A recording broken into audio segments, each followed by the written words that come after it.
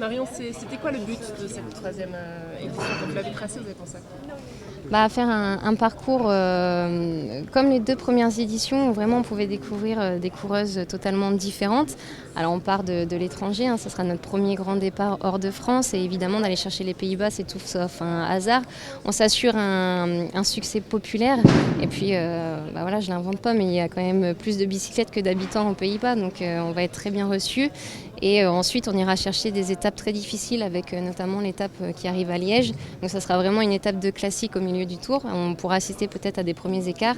Et puis la haute montagne qui arrive les 2 derniers jours et cette fameuse dernière étape à l'Alpe d'Huez, plus de 3900 mètres de dénivelé positif.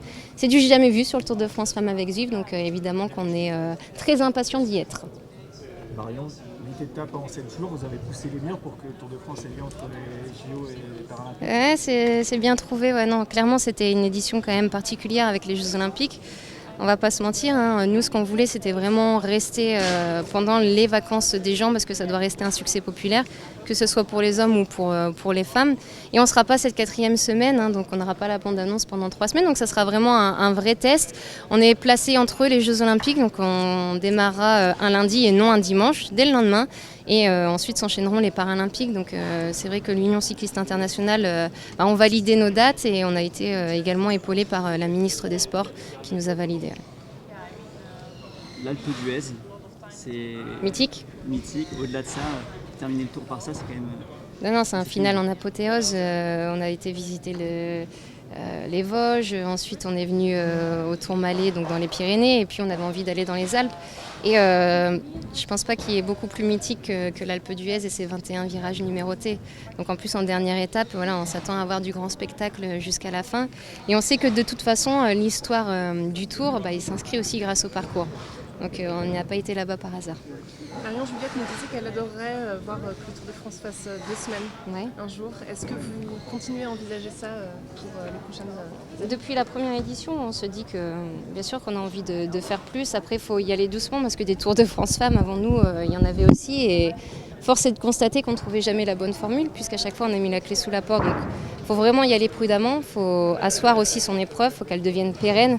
Et après oui, évidemment, on aimerait faire plus et on voit aussi que le cyclisme féminin a beaucoup évolué ces 3 dernières années. Je trouve qu'il y a vraiment un avant et un après Tour de France Femmes avec Zwift. Et j'ai une dernière question, est-ce que vous avez peur que les JO jouent sur la start-list du Tour? Sur la start-list, oui et non. Je pense à Lotte Kopecky, évidemment, qui veut enchaîner la piste. Mais ça sera à la veille du départ du Tour de France Femmes. Donc oui, évidemment qu'on peut avoir quelques différences. Et on peut comprendre les athlètes parce que c'est tous les 4 ans. Mais je pense qu'elles vont tout faire quand même pour être au départ parce que ça reste quand même la course par étape de référence. Marion, on avait des coureuses comme Tiffany Laurence dénoncer un peu l'écart qui s'agrandit entre les grosses équipes et les petites. Vous, ça vous inquiète d'un point de vue sportif de voir une équipe écraser toute la compétition? C'est un peu le même constat qu'on peut se faire chez les hommes maintenant.